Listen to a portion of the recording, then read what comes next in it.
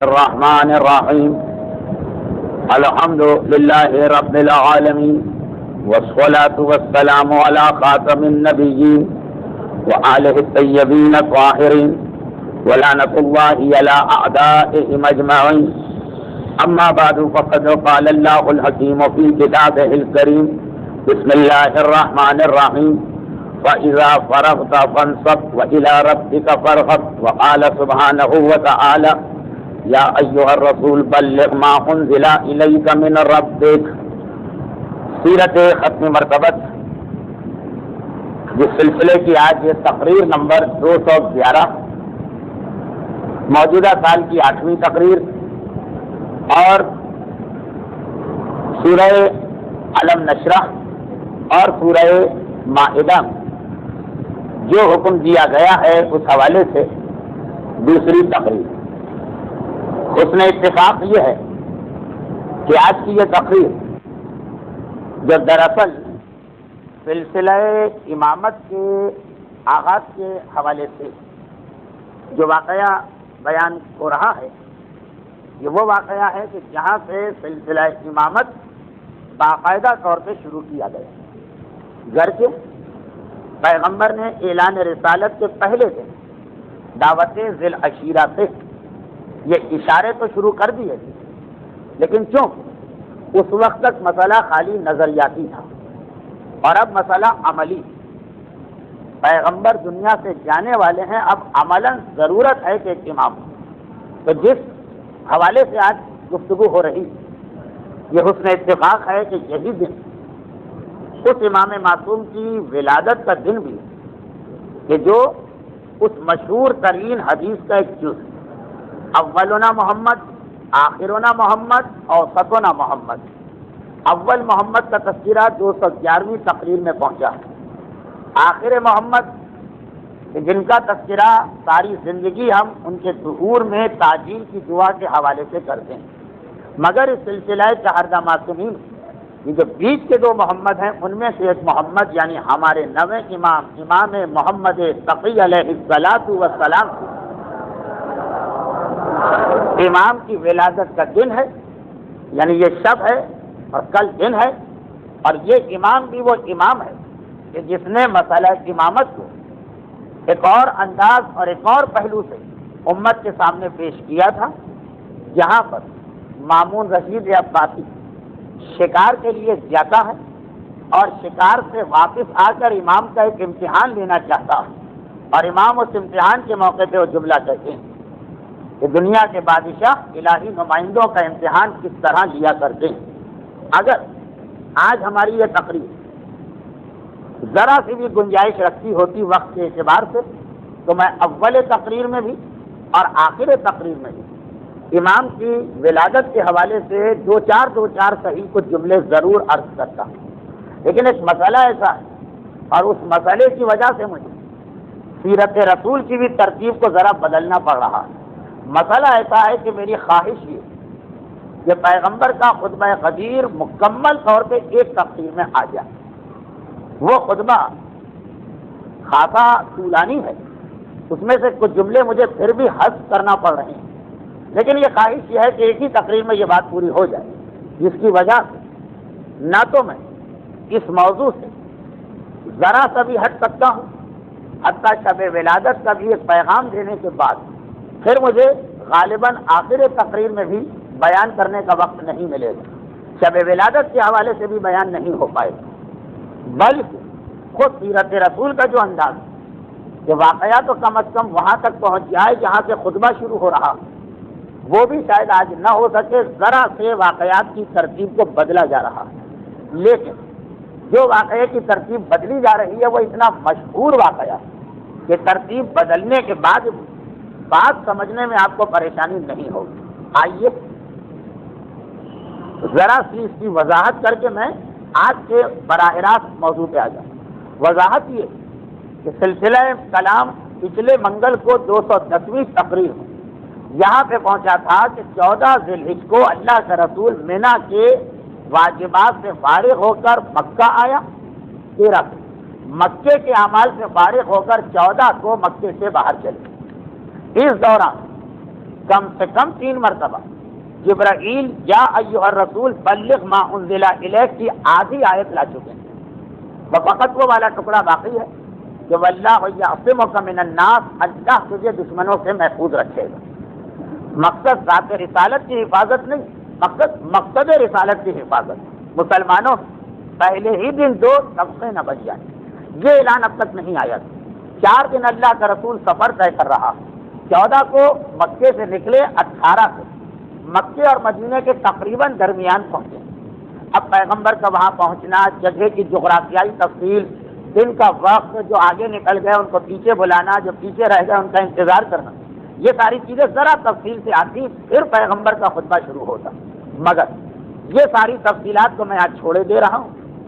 پہلی وجہ یہ ہے کہ ہر ایک اس کو جانتا، اور دوسری وجہ یہ کہ اگر کچھ ضرورت بھی ہوئی تو آئندہ منگل کو اس کا بیان آ جائے گا. ابھی مجھے خطبہ غدیر مکمل کرنا ہے. البتہ تھوڑا سا رب قرآن کریم کی اس آیت سے دینا ہے جسے گزشتہ منگل کو بھی تلاوت کیا گیا اور آج بھی. سورہ الم نشرح، الم نشرح لک صدرک ووضعنا عنک وزرک الذی انقض ظہرک. اے حبیب، ہم تمہارے اس بوجھ کو، اس ذمہ داری کو ذرا کم کرنا چاہتے ہیں جو تمہاری پیٹھ کو توڑے دے رہی ہے. اور اسی سورے کے آخر میں یہ 2 آیتیں آئیں جن کے بارے میں ایک اختلاف زیر و زبر کی وجہ سے ہے. فَإِذَا فَرَغْتَ فَانصَبْ، اے حبیب جب اپنی ساری ذمہ داریوں سے فارغ ہو جا تو فانصب، اپنا ایک جانشین، اپنا ایک نائب مقرر کر.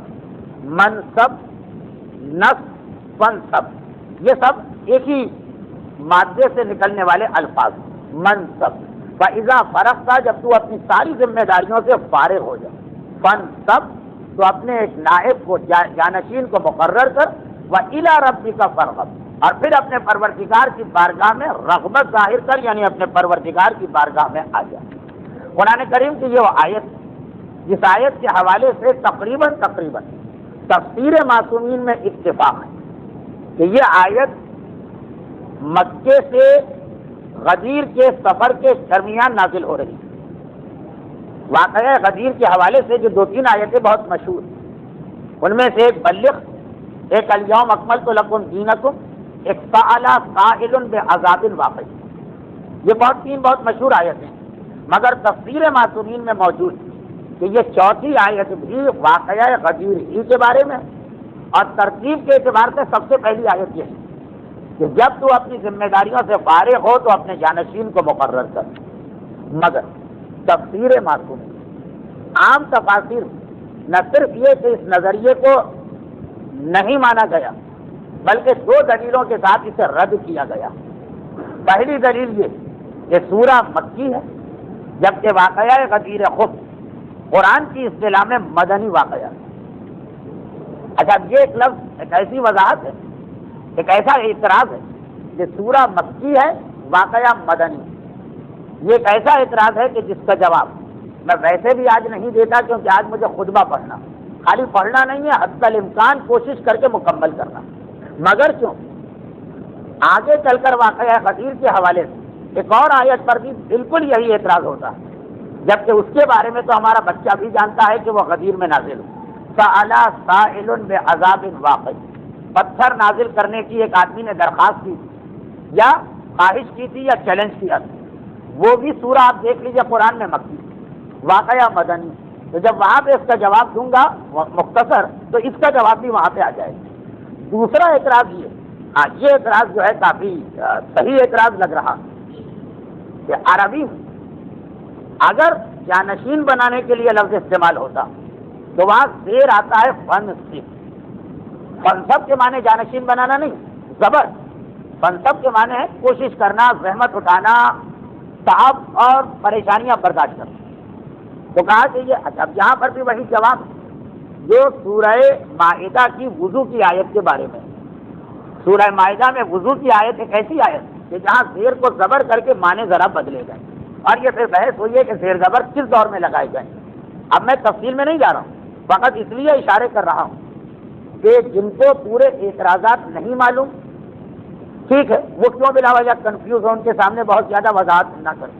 اور جنہیں یہ اعتراض معلوم ہے مخالفین کی طرف سے تو ان کی سمجھ میں ذرا سا جواب آ جائے کہ زیر و زبر جو ہے ایک ایسا مسئلہ جو قرآن میں آگے بھی کئی جگہ پیش آتا اور وہاں کے یہی ہے کہ ترجمہ زیر کے اعتبار سے ہوتا ہے لکھا ہوا زبر، اور پھر یہ بحث ہوتی ہے کہ زیر و زبر رسول لگا کے گئے یا خلفائے راشدین کے زمانے میں لگے یا حجاج ابن یوسف کے، تو تقریباً یہی جواب اس کا تھا۔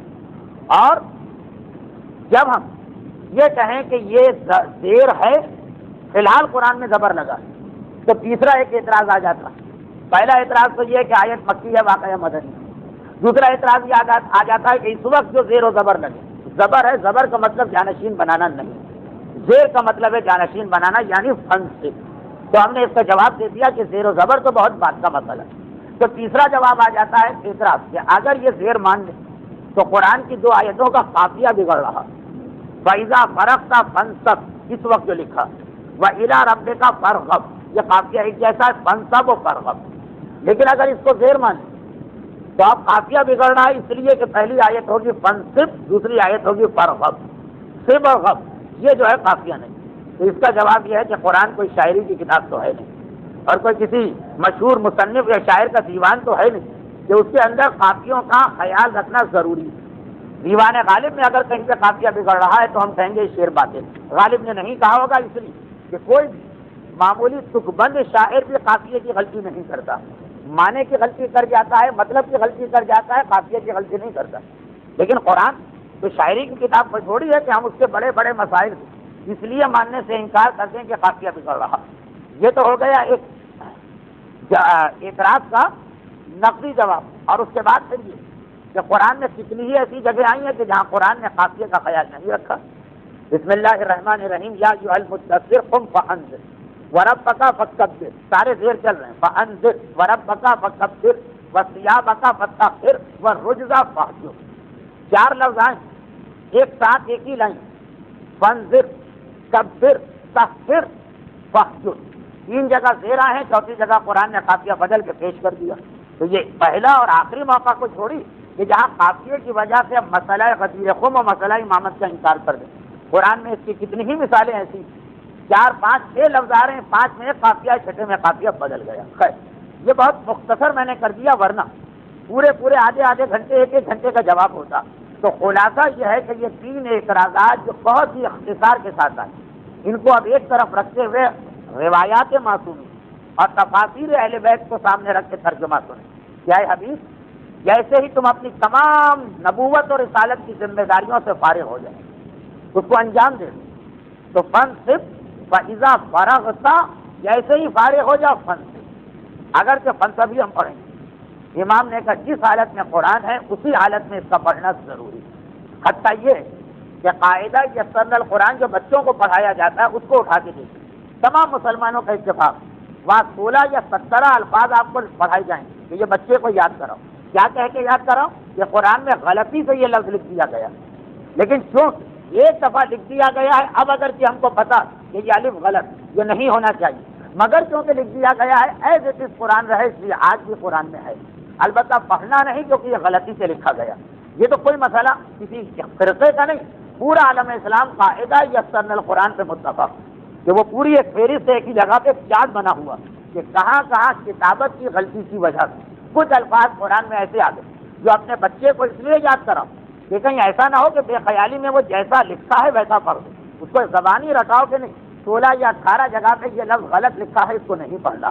تو خیر خلاصہ یہ نکلا کہ جانشین بناؤ اور اپنے پروردگار کی طرف آؤ، اور اللہ کے رسول نے جانشین بنانے کے لیے مکے اور مدینے کے درمیان تقریباً وہ جگہ رکھی کہ جہاں تک قافلے ایک ساتھ آتے ہیں اور جہاں سے پھر قافلوں کے راستے الگ ہونے لگتے ہیں، جو غدیر خم کا میدان کہلاتا، اور وہاں پر ظہر کے اس وقت جس کا ذرا سا بیان گزشتہ تقریر میں آ گیا تھا کہ گرمی کی شدت کی وجہ سے زمین پہ لوگ اپنے اوڑھنے کی چادریں بچھا کے اس کے اوپر جا کے بیٹھے تھے، اور ابو ذر کا جملہ تھا کہ زمین تانبے کی طرح گرم۔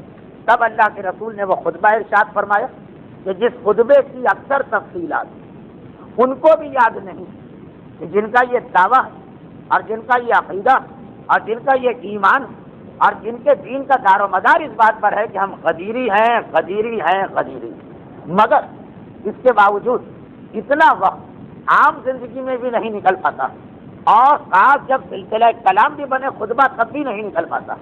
یعنی باقاعدہ کسی مومن نے کہا کہ مولانا پورے گھنٹہ خطبہ پڑھیں گے تو بہت خوش سی تقریر ہو جائے گی سیرت رسول۔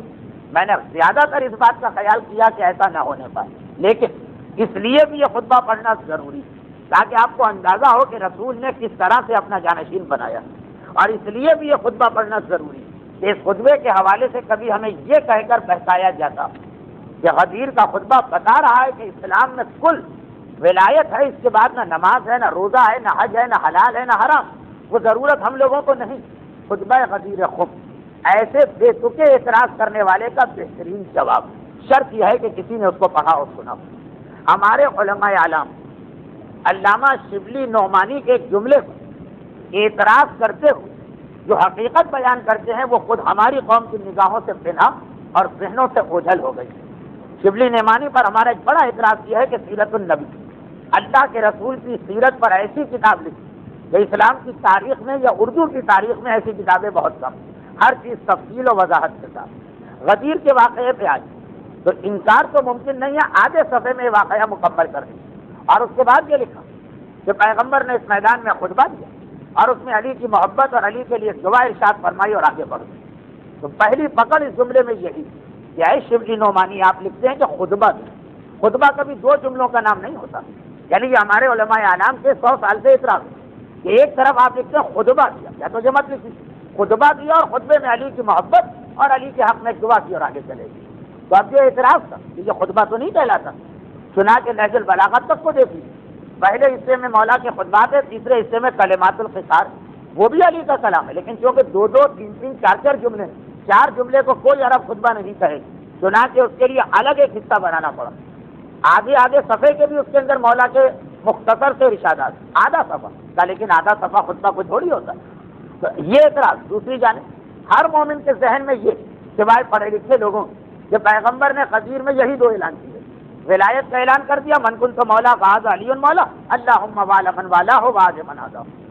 جو ہمارا اعتراض ہے کہ بھائی یہ خطبہ کہاں ہے اور آپ کہتے ہیں کہ خطبہ نہیں، لیکن جب ہماری بات آتی ہے تو ہمارے ذہن میں بھی یہی غلط فہمی ہے۔ خطبہ ہے، بڑا عظیم خطبہ ہے، بڑا تفصیلی خطبہ ہے، بہت سارے ایسے مسائل کو بھی پیغمبر نے واضح کیا جسے میں حالات زمانہ کی وجہ سے ممبر پہ بیان بھی نہیں کروں گا۔ لیکن جو اصل موضوع کہ ہمیں پہلے تو اپنے آپ سے دلچسپی ہے کہ اس خطبے میں ہمارے لیے کیا پیغام ہے، باقی دنیا تک تو ہم بعد میں جائیں گے، تو وہ سارے حصے آئیں گے۔ یہ خطبہ 150 سے زیادہ کتابوں میں موجود ہے، لیکن اس حوالے سے سب سے مشہور کتاب ہے احتجاج صبر سے، چنانچہ اس کتاب سے یہ خطبہ میں پڑھ رہا ہوں۔ لیکن جیسا کہ میں نے کہا کہ بعض وجوہات کی بنا پر میں کچھ جملے اس کے نظر انداز کروں گا، نہیں نظر انداز تو بہت برا لفظ ہوگا، میں اور پیغمبر کے جملے کو نظر انداز کروں نہیں، یہ غلطی ہوگی، کچھ جملوں کو حذف کروں گا، حالات کی وجہ سے اس کا بیان بہتر نہیں، اور کوشش یہ ہوگی کہ یہ خطبہ بیان کرتے وقت بھی خالی کتابی نہ بنے، لیکن آخر میں گزارش یہ ہوگی کہ آپ اس خطبے کی کتاب خریدیں ضرور، یعنی ہم غدیری اس سے کوئی شک نہیں، اور ہمارے گھر میں یہ خطبہ غدیر ہی نہ ہو۔ وہ خطبہ غدیر تو کچھ لوگوں کے گھر میں ہے جو مولا نے بعد میں ایک دفعہ ارشاد فرمایا جب عید غدیر منائی، لیکن خود غدیر تھا خطبہ۔ احتجاج صبرسی سے عبارت پڑھ رہا ہوں، اس کے بعد مزید کچھ وضاحتیں کہ کس عالم نے لکھا ہی آئندہ منگل کو آئیں گے۔ پیغمبر مجمع کو روک کر بلال سے حی علی خیر العمل کا اعلان کروا کے، پالان شتر کا ممبر بنا کر خود ممبر پہ تشریف لے جا کے علی کو پہلو میں کھڑا کر، پھر یہ خطبہ شروع کی۔ خطبے کے دوران وہ وقت آیا کہ پہلو میں کھڑے ہوئے علی کو ہاتھوں میں لیا اور ہاتھوں پہ بلند کیا، پورے خطبے میں ہاتھوں میں بلند نہیں کیے، بلکہ پہلو میں کھڑے ہیں اور پیغمبر کا ہاتھ علی کے شانے پر رکھا۔ یہ ہے خطبے کا، اپنے ذہن میں جو آپ ایک ویژول ایکسپیکٹ بنائیے، پیغمبر پالان شتر کے ممبر پہ بیٹھے ہیں، سامنے مجمع ہے، علی پیغمبر کے دائیں ہاتھ پہ ہے، پیغمبر کا ہاتھ علی کے شانے پر۔ پھر درمیان خطبہ میں وہ وقت آئے گا کہ پیغمبر کے دونوں ہاتھ علی کو ایک خاص انداز سے فضا میں بلند کریں گے۔ اچھا، اب اس خطبے کا شروع کا ایک چوتھا حصہ میں بالکل چھوڑ رہا ہوں، اس لیے کہ اس کے اندر آغاز ہے پیغمبر کی طرف سے خدا کا تعارف، خدا کی تعریف، خدا کی حمد۔ بسم اللہ الرحمن الرحیم، الحمدللہ الذی علا فی توحدہ و دنا فی تفردہ مجیدا لم یزل محمودا لا یزال بارئ المسموکات شاہ المدعوات جبار الارضین والسماوات قدوس سبوح رب الملائکۃ والروح.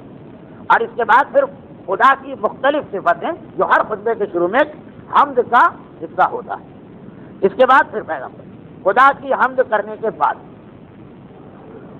یہ بات اب میں غلط کہہ رہا ہوں، یعنی ترتیب کو توڑ رہا ہوں، لیکن اگر کوئی مجھ سے پوچھے کہ یہ خطبہ غدیر اگر ہم حاصل کرنا چاہیں تو کس کتاب میں ملے گا، کیونکہ احتجاج طبرسی عربی کتاب اور اب تک اس کا اردو ترجمہ ہو تو گیا ہے، چھپا نہیں، تو کئی کتابوں میں ہے، لیکن خاص طور پر مرحوم مولانا نجم الحسن قراروی نے خاص ایک کتاب لکھی ہی صرف خطبہ غدیر پر، جس کا نام ہے نفس خلافت.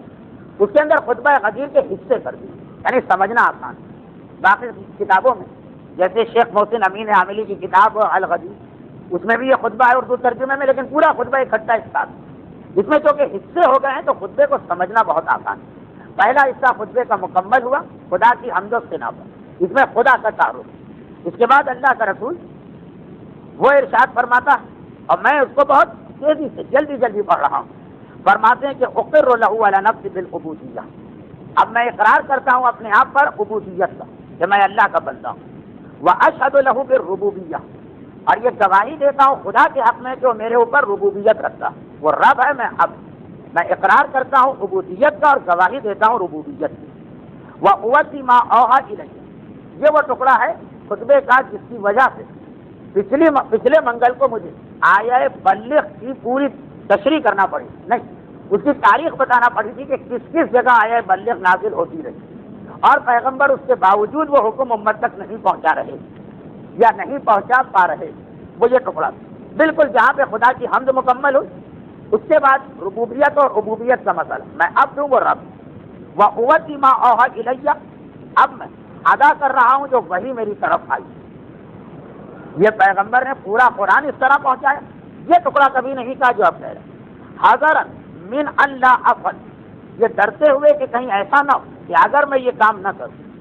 اب اس ٹکڑے کا میں ترجمہ کیسے کروں، اس لیے کہ ٹکڑا ہے بڑا عجیب. یہ ڈرتے ہوئے کہ اگر میں نے یہ وحی نہیں پہنچائی فَتَحِلُّ بِي مِنْهُ الْقَارِعَةُ، تو میرے اوپر ایک ایسا عذاب، القارعۃ ملقارعہ، عذاب خدا کی حقیقت. فَتَحِلُّ، حلال کر دے گا اللہ میرے اوپر عذاب، اللہ مجھ پر نازل کر دے گا ایک عذاب کہ لا يدفعها عنی احد، جسے کوئی مجھ سے نہیں دور کر سکتا. عذاب خدا کو کون روک سکتا؟ پیغمبر اپنے حوالے سے ذکر کر رہے ہیں کہ میں اس ڈر سے جو وحی پہنچا رہا ہوں.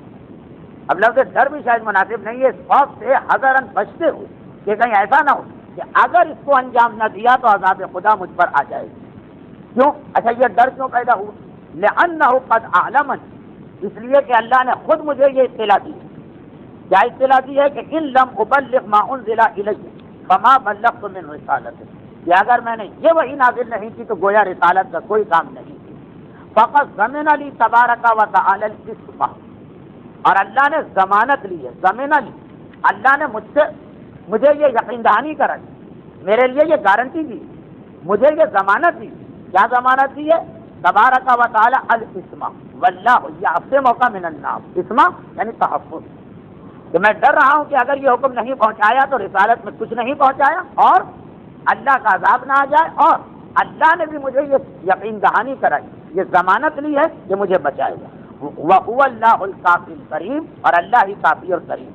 وَأَوْحَىٰ إِلَيَّ، اب پیغمبر نے کہا پس مجمع کو تو نہیں پتا نا 1.25 لاکھ کو کہ کون سی وحی ہے جس کے بارے میں یہ پیغمبر بھی ڈر رہے ہیں. پھر پیغمبر قرآن کی آیت پڑھی، بسم اللہ الرحمن الرحیم، یا ایھا الرسول بلغ ما انزل الیک من ربک وَإِن لَّمْ تَفْعَلْ فَمَا بَلَّغْتَ رِسَالَتَهُ وَاللَّهُ يَعْصِمُكَ مِنَ النَّاسِ مَعَاشِرَ النَّاسِ، اے انسان ما قصرت فی تبلیغ ما انزلہ الیک، یہ بھی سمجھ کہ میں نے کبھی بھی کسی وحی کے پہنچانے میں کوئی کوتاہی اور کمی نہیں.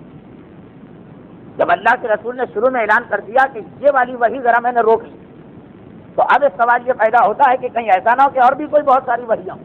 کہا کہ سن لو، ما قصرت فی تبلیغ ما انزلہ الیک، ما قصرت، کبھی میں نے تقصیر اور کوتاہی نہیں جو مجھ پہ نازل ہوا. وانا مبین لکم سبب ہذہ الآیہ، لیکن میں مبین بیان کر رہا ہوں سبب ہذہ الآیہ کہ کس آیت کا سبب کیا. یہ آیت جو نازل ہوئی میں نے ذرا سا روک، اس کا سبب کیا ہے میں تمہیں بیان کر رہا ہوں. ان جبرائیل حبط الی مرارا ثلاثا، جبرائیل بار بار بلکہ 3 بار میرے پاس آئے. یامرنی ان السلام ربی، پہلے تو میرے رب کا سلام مجھے پہنچائے، وہو السلام، اور سب سے بڑی سلامتی تو خود خدا. ان اقوم فی هذه المشهد، 3 بار میرے اوپر نازل ہوئی اور مسلسل آتے رہے، اور پھر مجھے کہا کہ یہ حکم پہنچانا ہی پہنچانا. تو یہ واحد آیت قرآن کی بنی جو ایک بار آئی پیغمبر ان مصلحتوں کی وجہ سے جو گزشتہ منگل کو آ چکی حکم کو روک لی. دوبارہ جبرائیل آئے، 12 جبرائیل آئے، اب پیغمبر کہہ رہے کہ اب سبب بن گیا 3 بار آنا کہ میں یہ حکم تم تک پہنچا.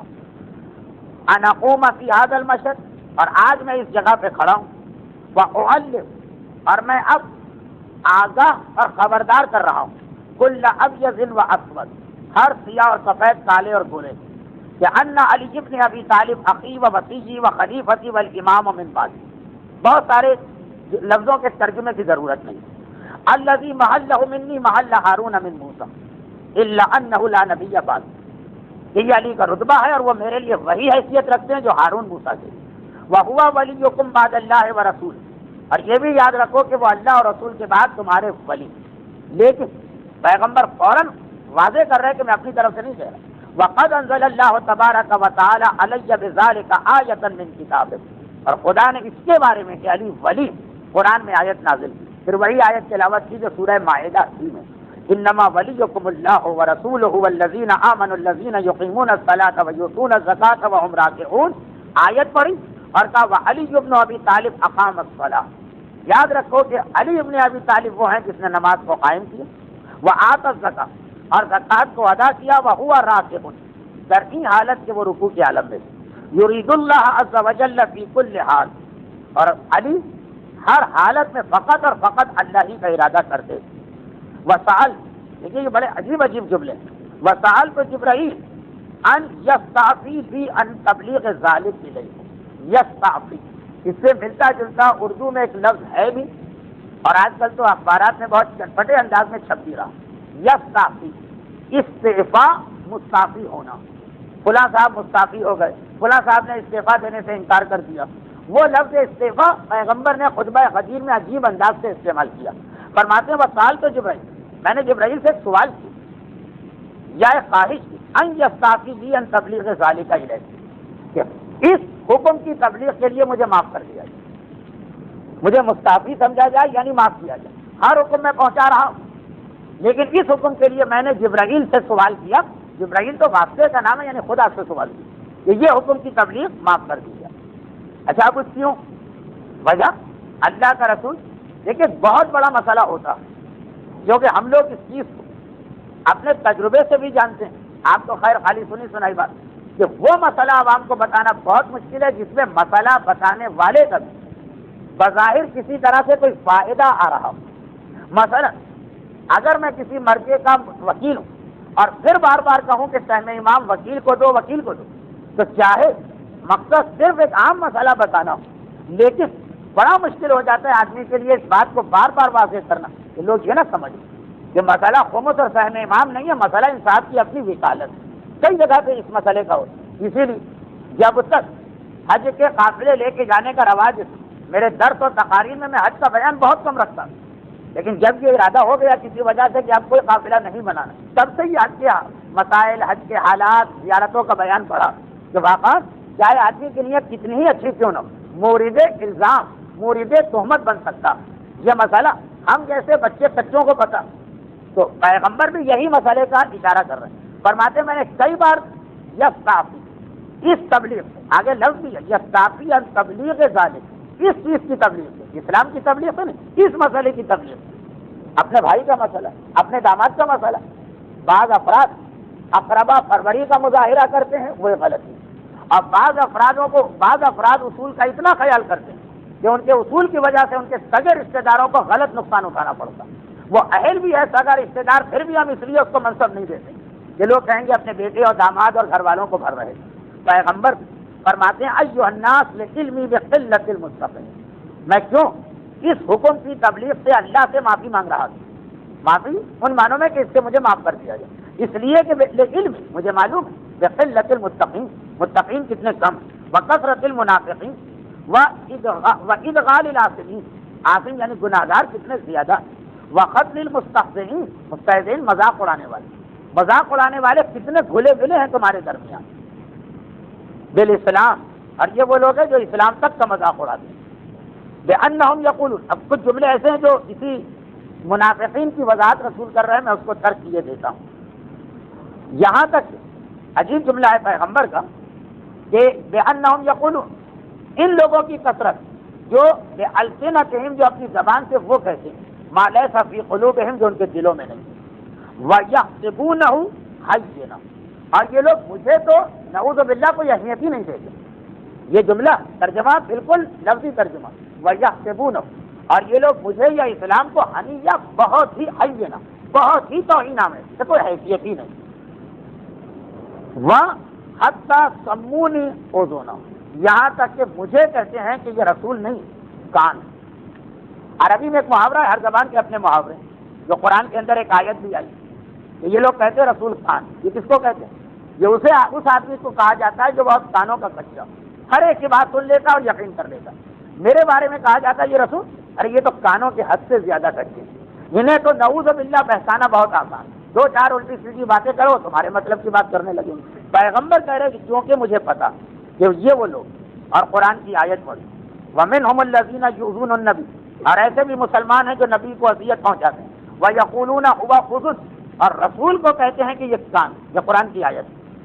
فرماتے ہیں اللہ کے رسول کہ ان لوگوں کی وجہ سے میں اس ذمہ داری سے اپنے آپ کو فارغ کرانا چاہتا ہوں، وَلَوْ شِئْتُ أَنْ أُسَمِّيَ الْقَائِلِينَ بِأَسْمَائِهِمْ، اگر میں چاہوں تو ان میں سے ایک ایک کا نام بھی لے سکتا ہوں، جو رسول کو کان کہہ رہے ہیں اور جو ایسے لوگ ایک ایک کا نام بھی لے سکتا ہوں، وَأَنْ أُعْمِيَ إِلَيْهِ، اور اگر میں چاہوں تو یہاں بیٹھے بیٹھے ان کی جانب اشارہ بھی کر سکتا ہوں، یعنی اتنے نمایاں ہوں گے وہ سمجھنے کے اندر۔ ایک ہوتا نا کہ ہزاروں کے بیچ میں کوئی ایک چھپا بیٹھا، کہا کہ نہیں، اگر میں چاہوں تو ہر ایک کا نام لے سکتا ہوں، اور اگر میں چاہوں تو یہاں بیٹھے بیٹھے ہر ایک کی طرف اشارہ بھی کر سکتا ہوں۔ وَلَٰكِنَّنِي وَاللَّهِ فِي أُمُورِهِمْ قَدْ تَكَرَّمْتُ وَكُلُّ ذَلِكَ لَا يَرْضَى اللَّهُ مِنْهُ، لیکن یہ ہے کہ میں یہ چاہتا ہوں کہ ذرا تمہارا ایک کرم باقی رہے، اور اللہ بھی اس چیز پہ راضی نہیں ہے کہ اس طرح سے ان کے نام کھول کے بیان کر دیے گئے۔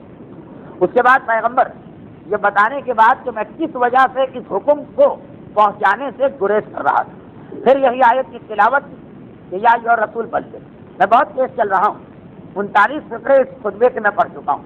فَاعْلَمُوا مَعَاشِرَ النَّاسِ أَنَّ اللَّهَ قَدْ نَصَبَهُ لَكُمْ وَلِيًّا وَإِمَامًا، بس اب جان کہ وہ وقت آ گیا ہے کہ اب کھلم کھلا اعلان کرنا، کیونکہ آیت کی تلاوت کر کے آخری ٹکڑا پڑا کہ اللہ نے وعدہ کیا کہ مجھے دشمنوں سے بچائے، تو جان لو کہ اللہ نے تمہارے لیے ایک ولی کو مقرر کیا اور ایک امام کو مقرر کیا، مفترضاً طاعت، جس کی اطاعت واجب کی گئی علی المہاجرین والانصار، مہاجرین پر بھی اور انصار پر بھی، وعلی التابعین لہم بإحسان۔ اب مہاجر اور انصار پہلی نسل کا نام ہوتا، جب ایک آدھ نسل گزر جاتی ہے تو اب مہاجر مہاجر نہیں کہلائے گا، انصار انصار نہیں کہلائے گا، یہ اصول۔ اسی لیے کہا کہ ہر مہاجر اور انصار پہ، لیکن ایک نسل کے بعد وعلی التابعین لہم، اور جو ان کے بعد آنے والے وہ سب مل جائیں گے۔ اب وہ ایک گروہ بنے گا، وہ مسلمان بن جائیں گے، نہ کوئی مہاجر مہاجر نہ کوئی انصار انصار۔ ایک اشارہ ہے اس میں ہمارے ملک کے حالات کی جانب سے۔ خیر، مہاجر پر بھی اطاعت واجب ہے، انصار پر بھی اطاعت واجب ہے، ان کے بعد آنے والوں پر بھی اطاعت واجب، وعلی الباقی والحاضر، جو یہاں موجود ہے اس پر بھی اطاعت واجب ہے، جو اس وقت دیہات میں بیٹھا ہے اس پر بھی اطاعت واجب، وعلی العجمی والعرب، عجمی پر بھی اور عربی پر بھی، والحر والمملوک، آزاد پر بھی اور غلام، والصغیر والکبیر وعلی الابیض والاسود، ہر کالے پر، گورے پر، بڑے پر اور چھوٹے پر۔ یاد رکھو وعلی کل موحد، خلاصہ یہ کہ ہر اس آدمی پر جو ایک خدا کا ماننے والا، جو عقیدہ توحید کا ماننے والا ہے، اس کے اوپر علی کی اطاعت واجب۔ ماذن حکم ہو، جو یہ حکم دے وہ حکم ماننا پڑے گا۔ جائز قول ہو، اس کا ہر قول واجب الاتفاع ہے۔ نافذ امر ہو، اس کا ہر امر نافذ، جو احکام جاری کرے۔ ملعون من خالف، لعنت ہے جو اس کی مخالفت کرے۔ مرحوم من تبعہ، اور رحمت نازل کی جائے گی جو اس کی پیروی کرے۔ ومن صدقہ فقد غفر اللہ لہ، اور جو اس کی تصدیق کرے گا اللہ اس کے سارے گناہ معاف کرے گا۔ وَلِمَنْ سَمِعَ مِنْهُ وَأَطَاعَ، جو اس کی تصدیق کرے گا، اس کی بات سنے گا اور اس کی اطاعت کرے گا۔ معاشر الناس، اے انسان، انه آخر مقام اقومه فی هذا المشهد، دیکھو میں آخری مرتبہ آج تمہارے سامنے کھڑا ہوں۔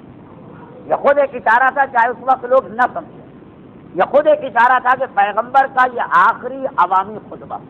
اب پیغمبر اپنے مرتے دم سے اپنی مسجد کے علاوہ کسی اور جگہ پہ کھڑے ہو کے کوئی خطبہ نہیں دیں گے۔ یہ دیکھو آخر و مقام، یہ آخری مرتبہ میں کھڑا ہوں، هذا المشهد، کس جگہ؟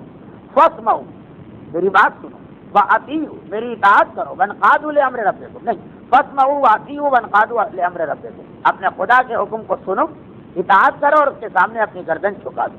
فإن اللہ عز وجل هو ولیکم وإلہکم، اس لیے کہ اللہ ہی تمہارا الہ ہے، ولی ہے، ثم من دونہ رسول، اور اس کے بعد اس کا رسول، ولیکم، جو تمہارا ولی، ومن بعد علی، اور اس کے بعد میرے بعد، ومن بعد، میرے بعد علی ولیکم و امامکم، ثم الامامت فی ذریتی، اور اس کے بعد علی ہی نہیں، امامت علی کی اولاد میں، من ولدہ الی یوم القیامہ، قیامت کے دن تک۔ قیامت کا دن کون سا؟ یوم تلقون اللہ ورسولہ، جس دن تم اللہ اور اس کے رسول سے ملاقات کرو، وہاں تک امامت۔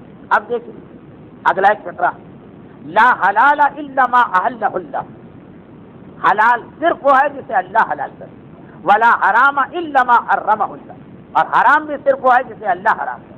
اپنی عقل، اپنا قیاس، اپنی کمیونٹی، اپنا خاندان، اپنے بزرگ، اپنے اصول، اپنے رواج، اپنی رسمیں، اپنی ریت، کچھ نہیں چلتا۔ حلال بھی وہی ہے جسے اللہ نے حلال کیا، حرام بھی وہی ہے جسے اللہ نے حرام کیا۔ اب اس کے بعد حلال و حرام کا پیغام چل رہا، جو کہتے ہیں کہ غدیر خم کے بعد پھر ہم پر نہ کوئی واجب ہے نہ حرام حرام، ابھی تک من کن تو مولا کا اعلان نہیں آیا، اس سے پہلے یہ اصول آ گئے، فضائل علی بتاتے ہوئے۔ البتہ یہ حلال و حرام بھی فضائل کا نقطہ بنا رہے رسول، کس طرح؟ عرفنی الحلال والحرام، اللہ نے تمام حلال و حرام مجھے بتایا، وَأَنَا أَفْصَيْدُ بِمَا عَلَّمَنِي رَبِّي مِنْ كِتَابِهِ وَحَلَالِهِ وَحَرَامِهِ إِلَيْهِ، اور میں نے پہنچا جو کچھ میرے رب نے مجھے تعلیم دیا ہے، اپنی کتاب، اپنے حلال، اپنے حرام، میں نے اس کو پہنچا دیا الہ علی کی طرف۔ اللہ نے مجھے تعلیم دیا اور میں نے یہ سب علی کو پہنچا دیا۔ معاشر الناس، ما من علم وقد احصى اللہ فیہ، کوئی کائنات کا علم نہیں ہے جو اللہ نے مجھے نہ دیا۔ وکل علم علمتہ، اور ہر وہ علم جو مجھے دیا گیا وہ میں نے علی کو پہنچا دیا۔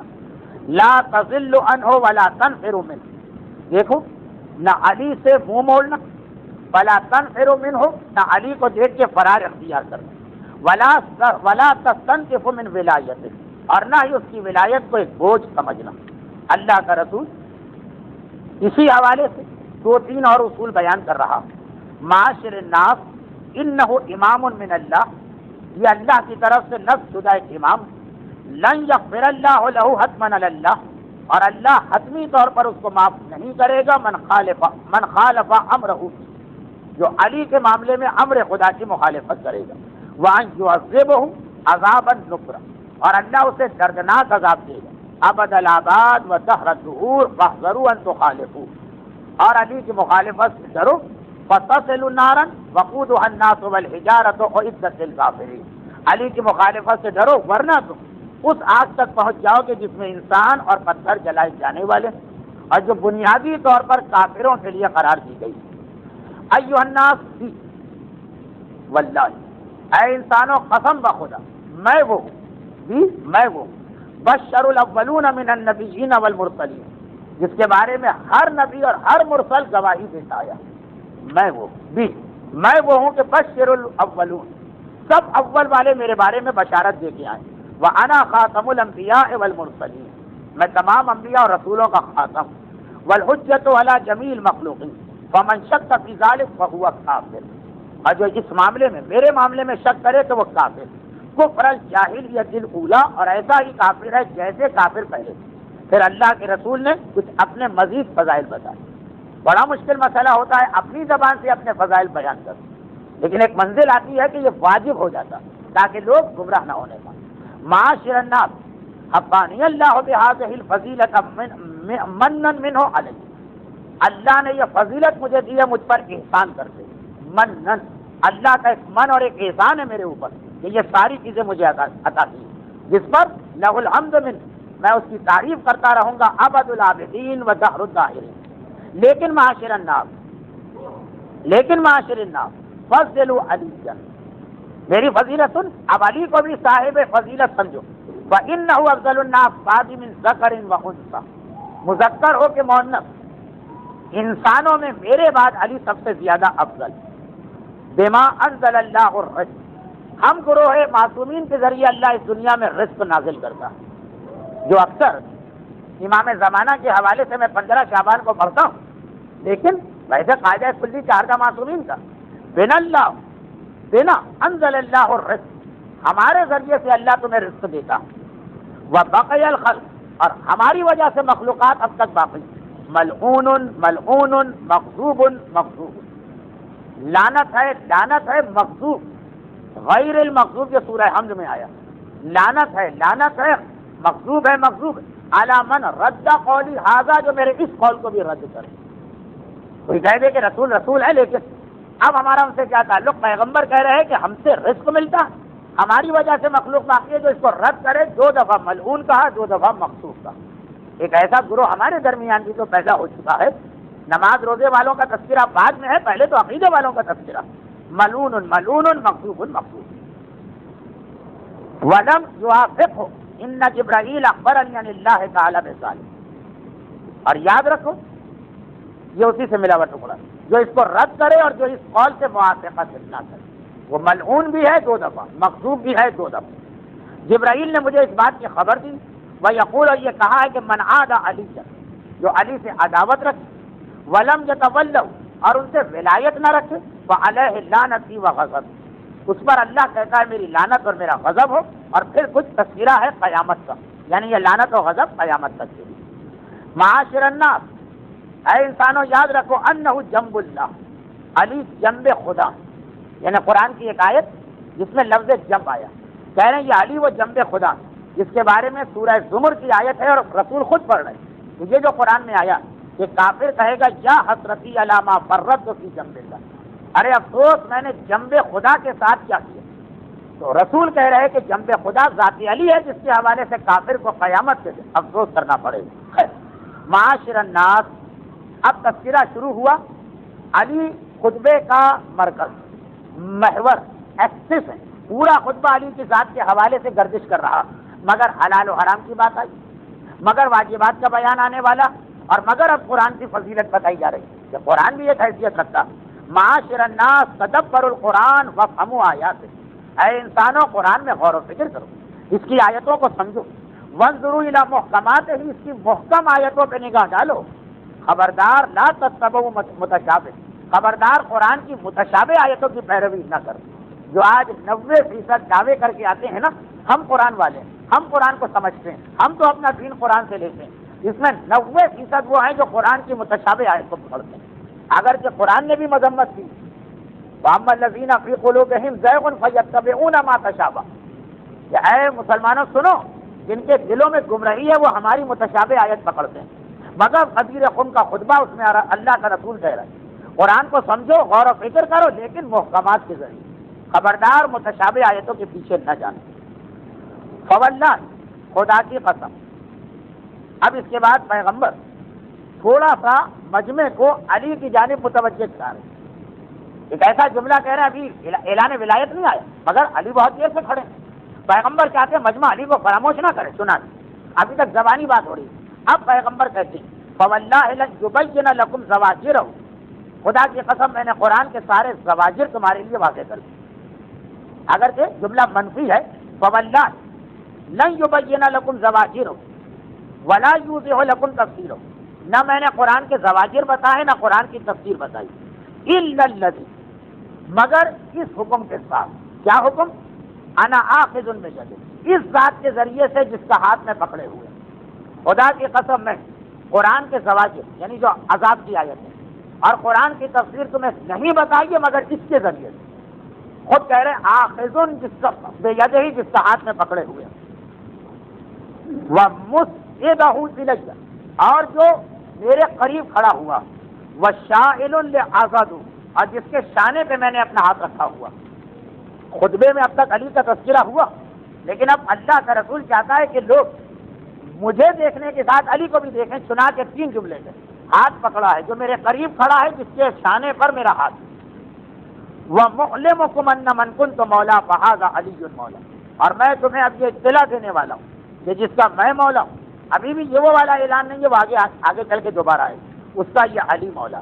وَهُوَ عَلِيُّ بْنُ أَبِي طالب. 1,20,000 کا مجمع جس میں سے بہت سے لوگ زندگی میں پہلی مرتبہ علی کو دیکھ رہے ہیں. حج میں دیکھا تھا لیکن حج میں کون کس کا نام پوچھتا؟ یہ یاد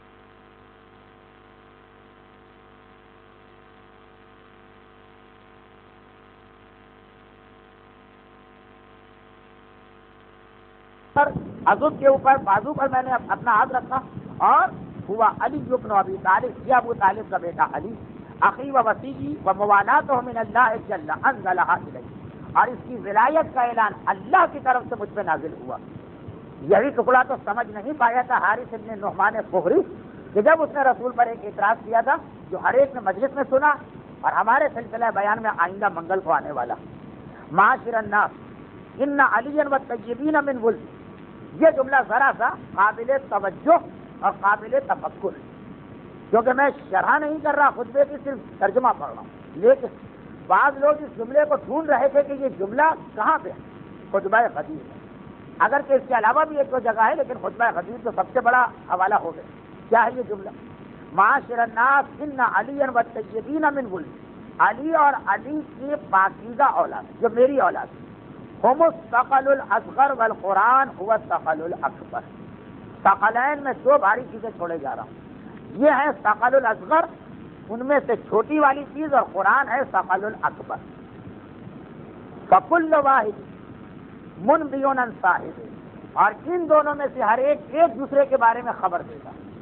اہل بیت قرآن کے فضائل بتاتے ہیں، قرآن اہل بیت کے. اہل بیت قرآن کی تفسیر کرتے ہیں اور قرآن اہل بیت کے بہت سے اعمال کی تفسیر کرتا ہے. وموافق له، یہ ایک دوسرے کے موافق ہیں. لن يفترقا حتى يرد علي الحوض ومنع الله في خلقه وحكامه في ارضه. یہ اللہ کے امین ہے اس دنیا میں اور اللہ کی طرف سے اس زمین پر حاکم. الا وقد ادیت، سن لو، آگاہ ہو جاؤ کہ میں نے ادا کر دیا اپنے فریضے کو. وقد بلغت، سن لو، آگاہ ہو جاؤ میں نے تبلیغ کر دی. الا وقد اسمعت، آگاہ ہو جاؤ میں نے تمہیں سنا دیا. الا وقد احضرت، آگاہ ہو جاؤ میں نے واضح بھی کر دی. کبھی ایک چیز سنائی جاتی ہے واضح نہیں کی جاتی. الا وقد ادیت، الا وقد بلغت، الا وقد اسمعت، الا وقد احضرت، الا وان اللہ عز وجل قال وانا قلت نفسی اياه. اور آگاہ ہو جاؤ کہ جب میں نے علی کو اپنے بعد جانشین بنایا تو اللہ نے وہ اعلان کیا بما اکملت لعبادک من دین، کہ اس کے ذریعے اللہ نے اپنے بندوں کے لیے دین مکمل کیا. واتممت علیہم نعمتک، اور اللہ نے اس کے ذریعے اب تم پر اپنی نعمت کو تمام کیا. ورضیت لہم الاسلام دینا، اور اللہ نے اس اعلان کے ذریعے سے اسلام کو پسندیدہ دین قرار دیا. اور اس کے بعد قلت تو یہ پھر کہا، یہ سب کرنے کے بعد اللہ نے کہا ومن یبتغی غیر الاسلام دینا فلن یقبل منہ وہو فی الآخرۃ من الخاسرین، کہ جو اب اسلام کے علاوہ کسی اور راستے پہ چلے گا تو وہ آخرت میں خاسرین میں ہوگا. اللہم انی اشہدک انی قد بلغت، اے خدا تو میرا گواہ بن جا کہ میں نے تبلیغ کر دی. میں ان میں سے کسی کو بنا رہا ہوں گواہ، لیکن اصل گواہ نہیں بنا رہا ہوں. انی قد اشہدک، میں تجھے گواہ بناتا ہوں اپنی تبلیغ کا. اے گروہ مسلمی نہیں، معاشر الناس، اے انسانوں، انما اکمل اللہ دینکم بامامت، اللہ نے آج اپنے دین کو اس کی امامت کے ذریعے سے کامل کیا. فمن لم یعتم بہ وبمن یقوم مقامہ من صلبہ الی یوم القیامہ واولئک الذین حبطت اعمالہم وفی النار هم فیہا خالدون. یاد رکھو جو اس کی امامت کا قائل نہ ہو اور اس کے بعد جو اس کے جانشین کا قائل نہ ہو. خالی علی بھی کافی نہیں ہے جب تک کہ 11 معصوم اولادوں کو نہ مانے. غدیر خم کے خطبے میں یہ کہا گیا، ایسا نہیں کہ بعد میں کہا گیا کہ فمن لم یعتم، جو اس کی امامت کو نہ مانے، اور وہ بمن یقوم مقامہ من ولدی، اور میری اولاد میں جو اس کا جانشین بنے گا اس کو نہ مانے، ان کے سارے اعمال اللہ حب کر لے گا اور یہ ہمیشہ ہمیشہ جہنم کی آگ میں جلیں گے. معاشر الناس ھذا علی. پھر ایک بار اشارہ کیا، اے انسانوں یہ ہے علی. دیکھیے میں پھر کہہ دوں کہ بار بار کہنا اس لیے پڑ رہا ہے کہ 1.25 لاکھ کے مجمع ہر آدمی علی کو نہیں پہچانتا، اور امت میں ایسے لوگ جو بعد میں پورے خطبے کو کسی اور علی کی طرف بھی پھیر سکتے ہیں. کیا رسول نے علی کہا تو وہ علی مراد, بار بار کہہ رہے ہاذا علی, دیکھو یہ ہے علی. انصرکم واحقکم بھی, میں اپنے لیے تمہارا مددگار اس کو بنا رہا ہوں, یعنی تم لوگ اس کی مدد کرو. وانا ان اور راضیان, میں اور اللہ دونوں اس علی سے راضی. اس کے بعد کچھ اور جملے ہیں لیکن اس کا لب لباس کریں. فرماتے ہیں قرآن میں جس آیت میں لفظ رضی اللہ آیا, جو پیغمبر خطبہ غدیر میں اصول بیان کر رہے ہیں, جس آیت میں لفظ رضی اللہ آیا ہے وہ علی کے بارے میں. وما خاطب اللہ الذین آمنوا, اور جس آیت میں الذین آمنوا آیا یا ایھا الذین آمنوا بدأ بہ, تو وہ شروع علی سے ہوتی. دو بہت اہم جملے, جہاں جہاں لفظ رضی اللہ تعالی آیا ہے وہ علی کے بارے میں, جہاں یا ایھا الذین آمنوا آیا یہ نہیں کہا وہ بھی علی کے بارے میں, کہا اس کے اندر آغاز علی سے ہوتا ہے. بعض کے لوگ بعد میں آتے ہیں. ایک نظریہ ہے نا بعض نصیریوں کا, تو نہیں, نصیریوں کے چھوٹے بھائی غالیوں کا, نماز ہم کو نہیں پڑھنا ہے, روزہ ہمیں نہیں رکھنا ہے, اس لیے کہ قرآن میں یا ایھا الذین آمنوا اقیموا الصلاۃ, اے ایمان لانے والوں نماز قائم کرو. اور الذین آمنوا تو علی ہوتے, تو علی سے کہا گیا نمازیں ان کو پڑھنا ہے, ہمیں نہیں پڑھنا. دیکھیے پیغمبر نے خطبہ غدیر میں ایسا لگا کہ 1400 سال پہلے ان لوگوں کی نیت اور ارادے کو بھانپ لیا. کہا رضی اللہ کی جتنی آیتیں وہ علی کے بارے میں, یا ایھا الذین آمنوا کی جتنی آیتیں یہ نہیں کہ علی کے بارے میں. بدأ بہ, آغاز علی سے ہوتا ہے, اس کے بعد ہم سب ایک ایک کر کے اس میں چلے جاتے ہیں. ولا نزلت آیت مدح فی القرآن باللفظ, قرآن میں جو آیت کسی کی تعریف کے بارے میں آئی علی اس میں ضرور شامل ہے. ولا شہد اللہ بالجنہ فی حل عطا علی الانسان الا لہ, اور جو اللہ نے سورہ حل عطا علی الانسان جنت کی گواہی دی ہے وہ صرف علی کے بارے میں. ولا انزلھا فی السوا, سورہ حل عطا نازل نہیں ہوا سوائے علی کے کسی اور کے لیے. ولا مدح بہا غیرہ, اور اس سورہ میں سوائے علی کے کسی اور کی تعریف نہیں کی گئی. اے لوگ, یہ اللہ کے دین کا مددگار, رسول کا دفاع کرنے والا, هو التقی النقی.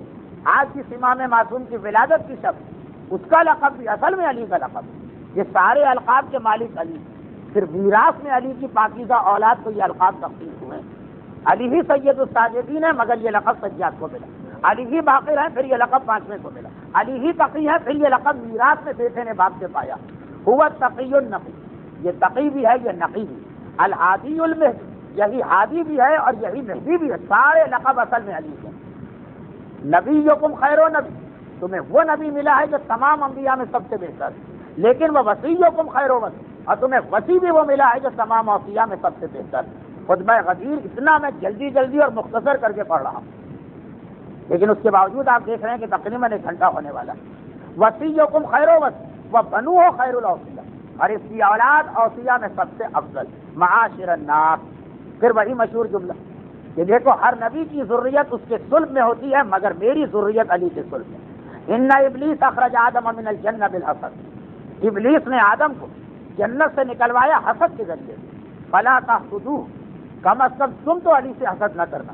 وتحبط اعمالکم, تمہارے اعمال بھی ضائع ہو جائیں. وتزل اقدامکم.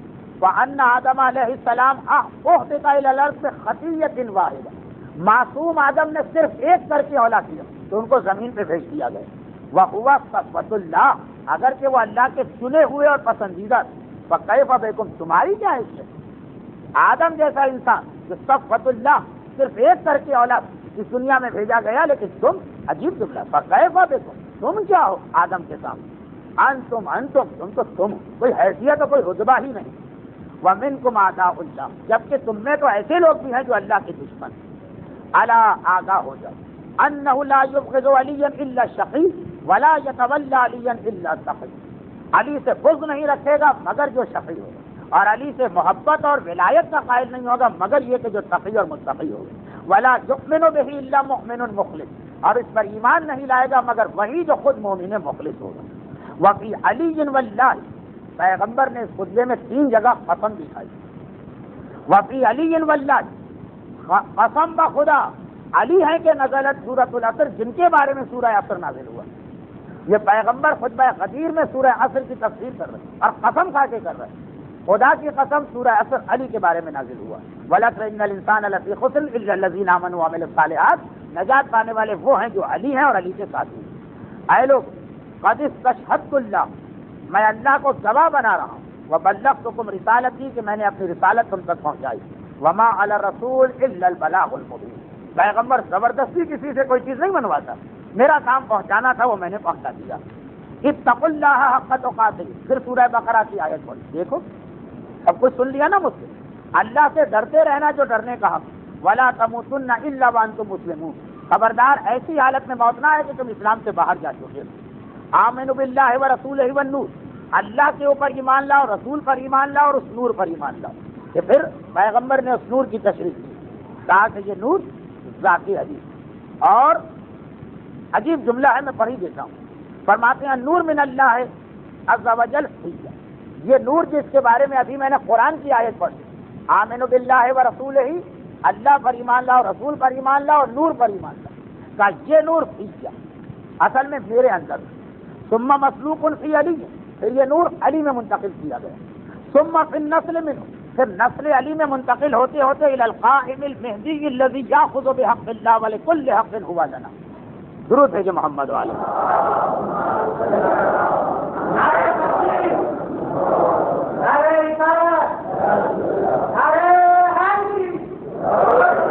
دیکھیے خطبہ غدیر میں ہر چیز واضح ہو گئی، کہا پھر یہ نور منتقل ہوتا رہا نسل سے، یہاں تک کہ آخر تک پہنچا، کون آخر؟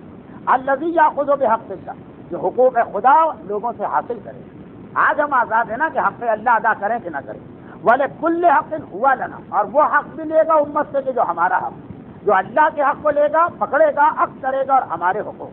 تذکرہ ہو رہا ہے آخری امام کا اس خطبے میں کہ جہاں ابھی آفیشلی پہلے امام کا بھی اعلان نہیں ہوا، تمہید ساری ہو گئی، تیاریاں ساری ہو گئی، لیکن اس وقت سے ہی تذکرہ ہو رہا، لِأَنَّ اللَّهَ عَزَّ وَجَلَّ قَدْ جَعَلْنَا حُجَّةً، اس لیے کہ اللہ نے ہمیں حجت قرار دیا، عَلَى الْمُقَصِّرِينَ وَالْمُعَانِدِينَ والمخالفین والخائنین والعاصمین والظالمین والغاصبین من جمیع العالمین، جتنے سارے گناہگار گروہ پہ اللہ نے ہمیں حجت بنایا۔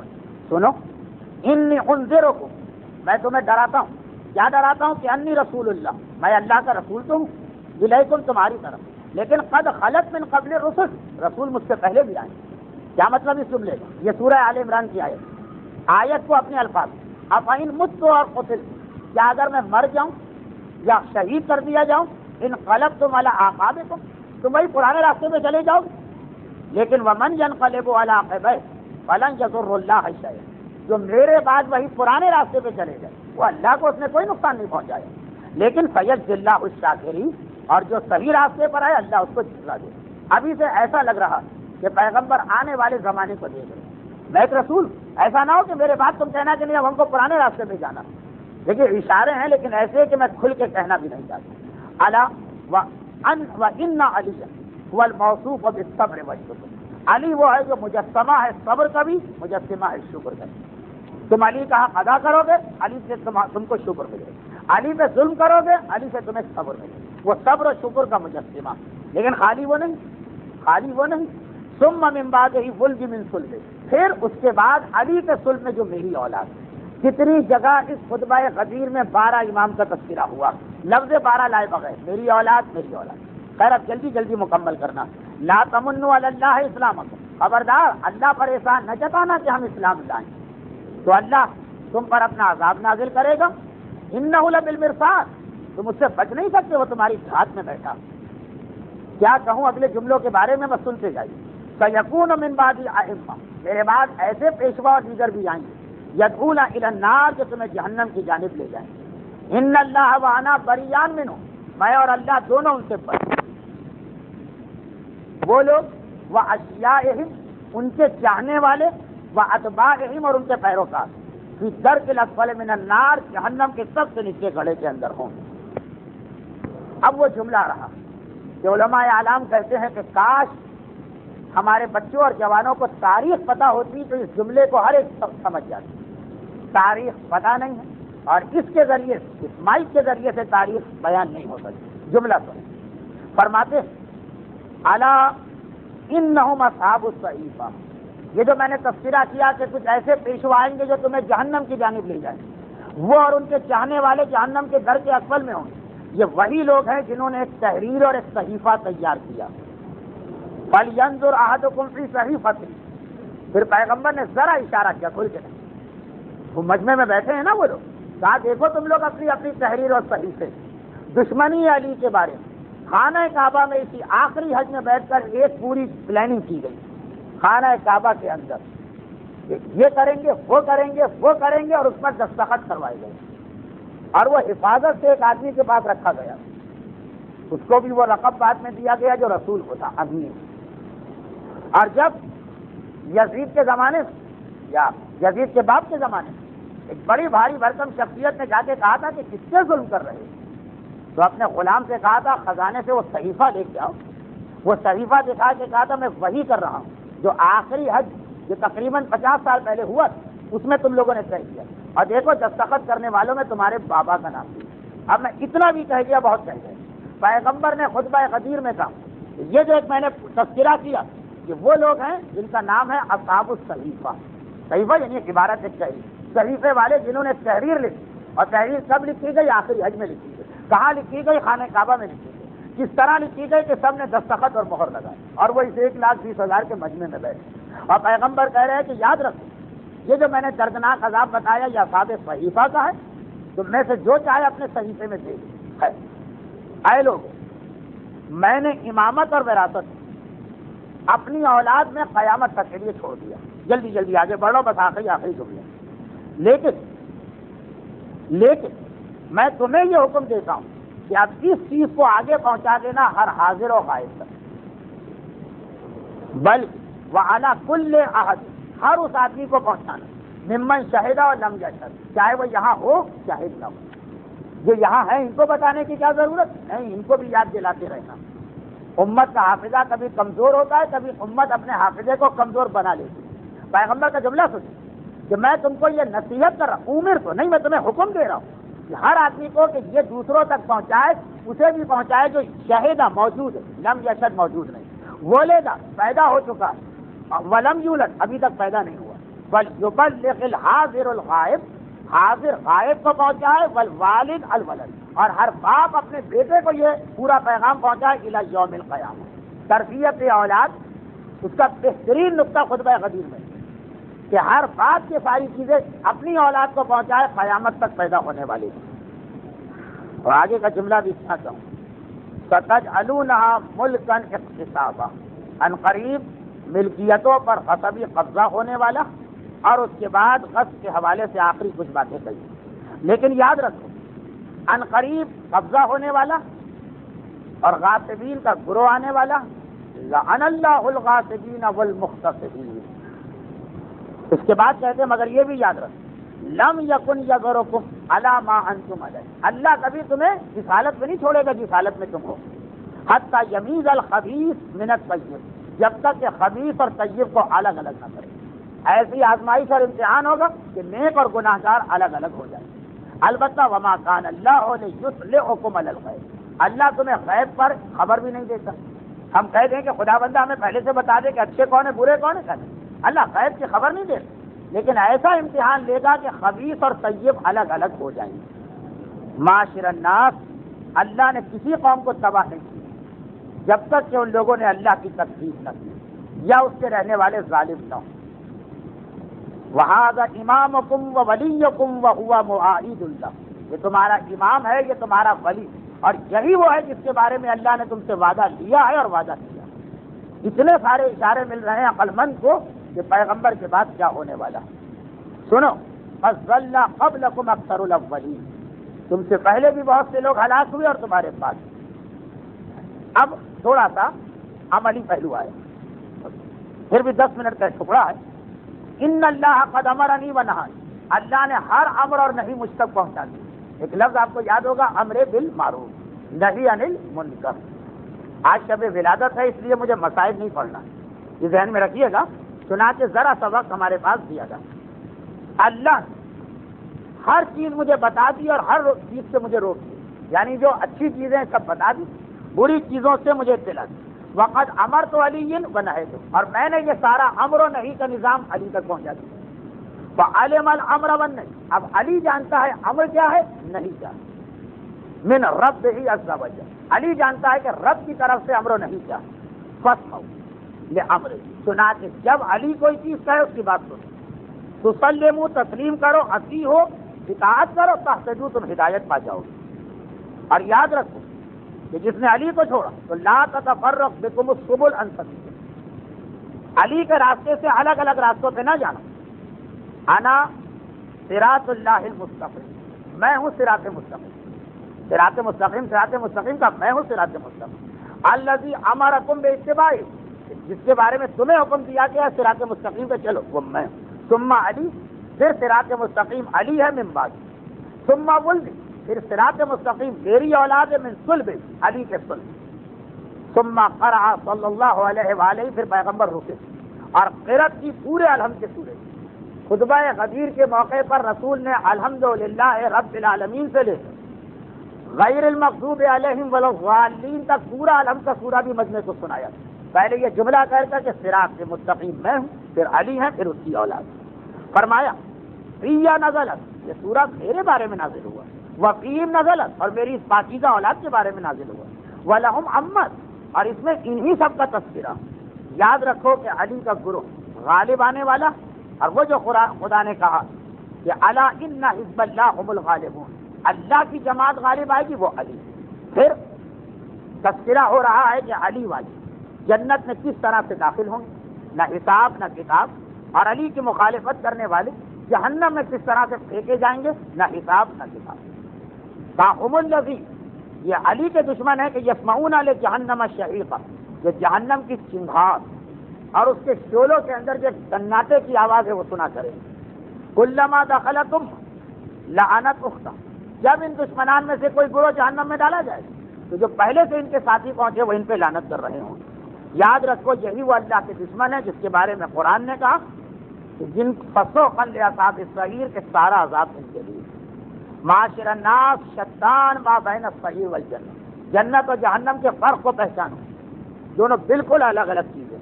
اس کے بعد اللہ کا رسول اپنا اور علی کا ساتھ ساتھ تذکرہ کرے۔ انی منذر و علی حاد، میں ڈرانے والا ہوں، علی ہدایت کرنے والے۔ انا نبی و علی وسیع، میں نبی ہوں، علی وسیع۔ میں خاتم الانبیاء ہوں، خاتم الائمہ علی کی اولاد میں آنے والا، وہ آنے والا کیا ظاہر علی الدین، جو تمام دینوں پہ اسلام کو غالب کرے، المنتقم من الظالمین، ظالموں سے انتقام لے گا، فاتح الحصون وہادمھا، شہروں کو فتح کرے گا اور کچھ شہروں کا نام و نشان مٹائے گا، قاتل کل قبیلہ من اہل الشرک، مشرکین کے ہر قبیلے سے وہ جہاد کرے گا، مدرک کل سار لاولیاء اللہ، اولیاء خدا کے ہر بے گناہ خون کا بدلہ لے گا۔ یہ سارا خطبہ غدیر قم میں تذکرہ، تعارف، پہچان اور بیان ہو رہا ہے آخری امام کے جہاد کا۔ الا، یاد رکھو انہ ناصر دین اللہ، وہی آخری امام دین خدا کا ناصر۔ اور اس کے بعد تذکرہ ہوتا رہا آخری امام اور کافی تفصیل کے ساتھ، اب بالکل آخری حصے پہ رسول آ گئے۔ فرمایا سن، میں نے تمہارے لیے بینت لکم وافہمتکم وہذا علی، یہ علی ہے، میں نے اس کے بارے میں ہر چیز بیان کر دی اور ہر چیز تمہیں پہچانوا دی۔ اور اب خطبہ اختتام کی طرف، سارا اعلان ولایت ہو گئے، اب صرف دو چیزیں باقی، ایک بیعت باقی ہے اور ایک نماز روزے کا بیان۔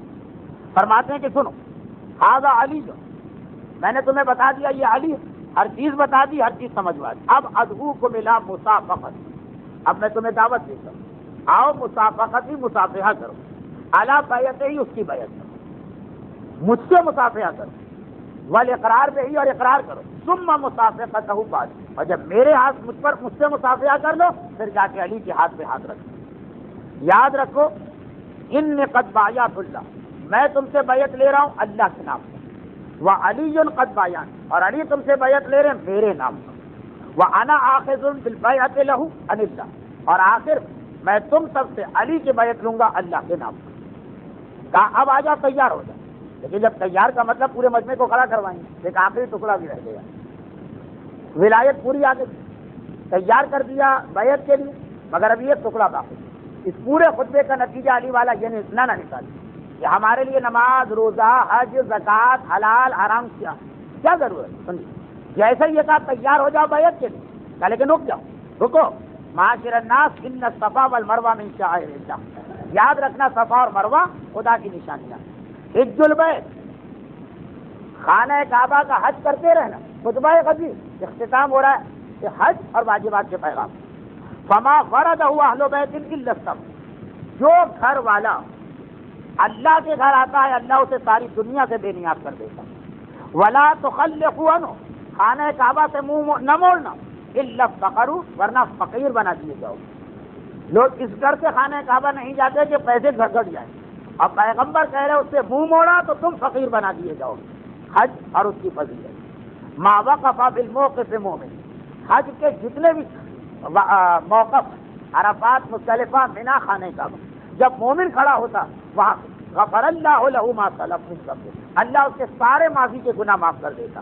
من ذنبہ الی وقتہ، ماضی کے سارے گناہ حج کے دن تک معاف ہو جاتے ہیں. وَإِذَا انْقَضَتْ حَجُّهُ اسْتَأْنَفَ عَلَيْهِ عَمَلُهُ، کہ جب حج پورا ہوتا یہاں سے اس کی نئی زندگی شروع ہوتی، دوبارہ آغاز ہوتا ہے اس کے اعمال کا. الحج معانون، یاد رکھو جو حج کرے گا اللہ اس کی قیانت کرے گا. ونفقاتهم مخلفہ، جو حج پہ خرچ کرے گا اللہ اتنا خرچہ اس کا پورا کرے گا. حج پہ خرچ کریں، وی سی آر اور ٹی وی اور جاپان کا سونی لانے پہ نہیں.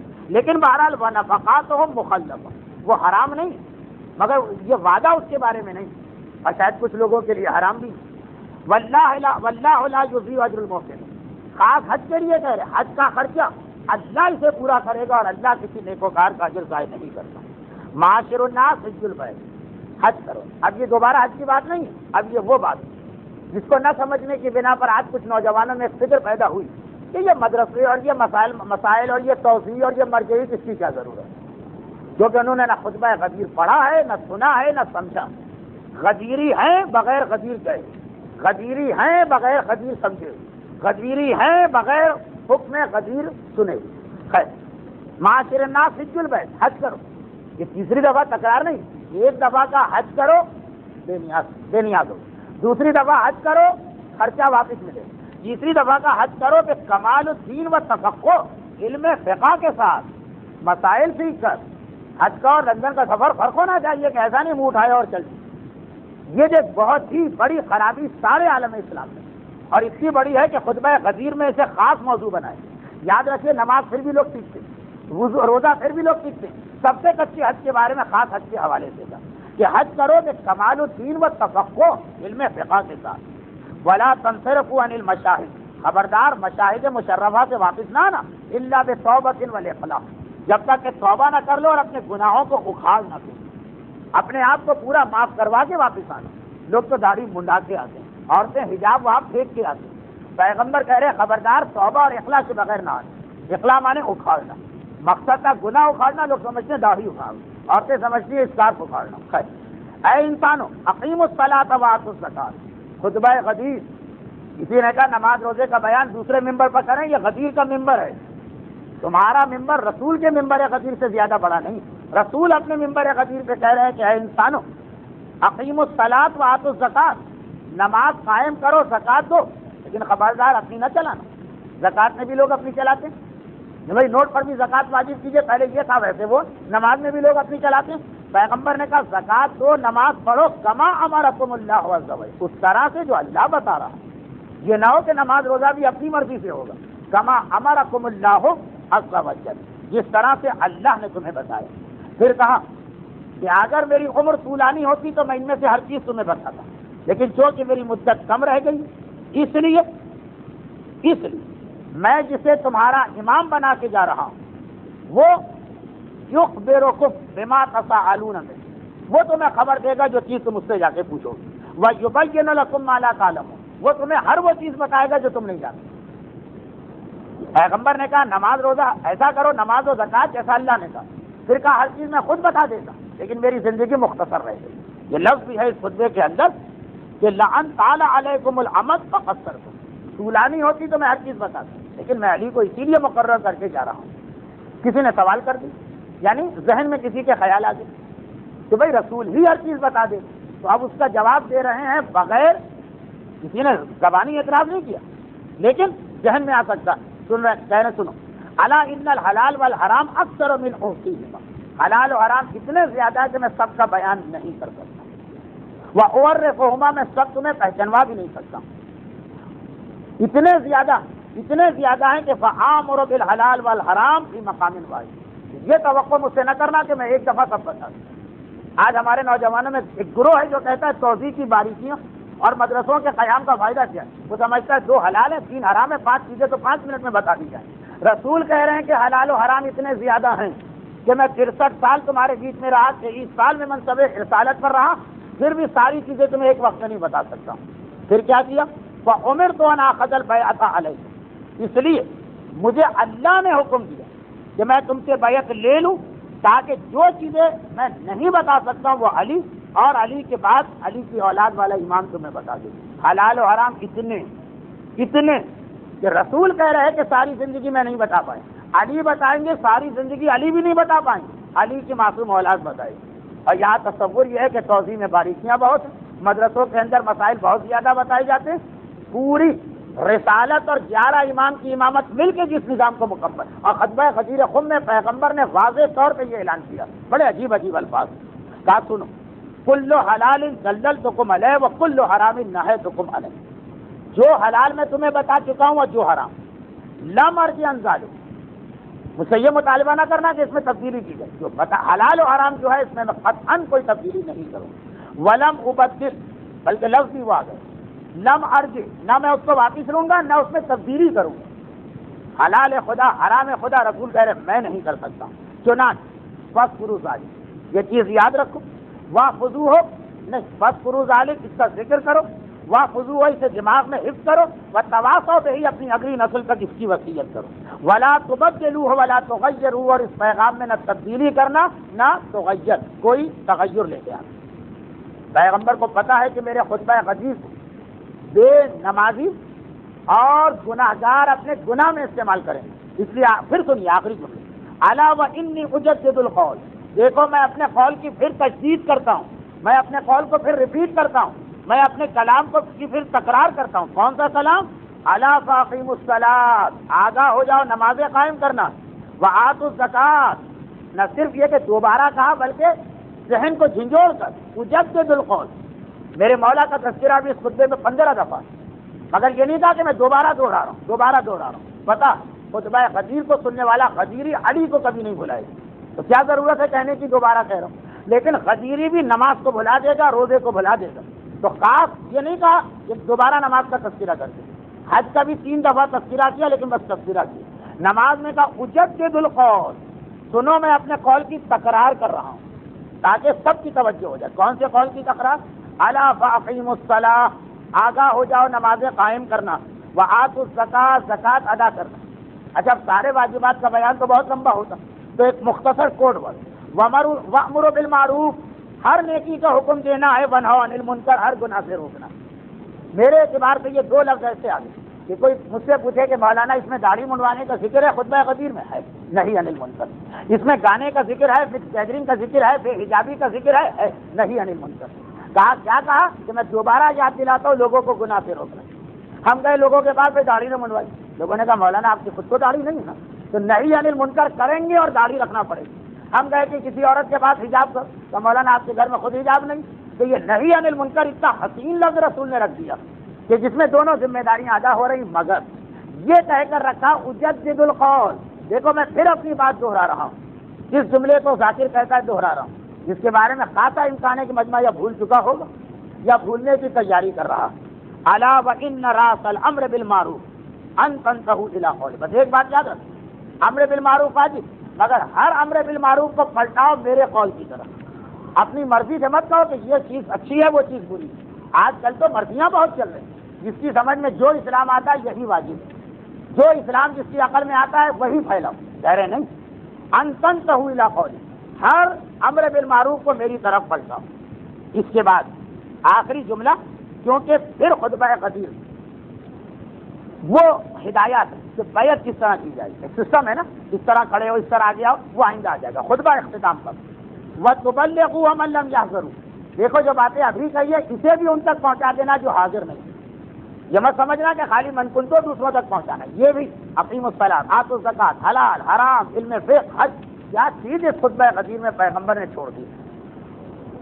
وَتَأْمُرُوهُ بِقُبُولِهِ، اور لوگوں کو یہ بھی حکم دینا کہ یہ باتیں قبول کریں. یہ نہ کہیں کہ اللہ نے دو کان بنائے اسی لیے کہ ایک سے سنو دوسرے سے نکالو. لوگوں تک یہ پہنچاؤ، خالی پہنچا نہیں. وہ تامرو، انہیں حکم دو کہ قبول ہے کہ یہ چیزیں قبول بھی کریں. وہ تنہون مخالفت ہے، اور انہیں ڈراؤ کہ اس کی مخالفت نہ کریں. فإن امر من اللہ عز وجل، یہ بھی حکم خدا میں سے ایک حکم ہے. یہ میں اپنی طرف سے یا اپنے اندازے سے نہیں کہہ رہا ہوں. امر من اللہ و منی، ڈبل، یہ اللہ کی طرف سے بھی حکم ہے، یہ میری طرف سے بھی حکم ہے. البتہ ولا امر بالمعروف ولا نہی عن المنکر الا مع امام معصوم.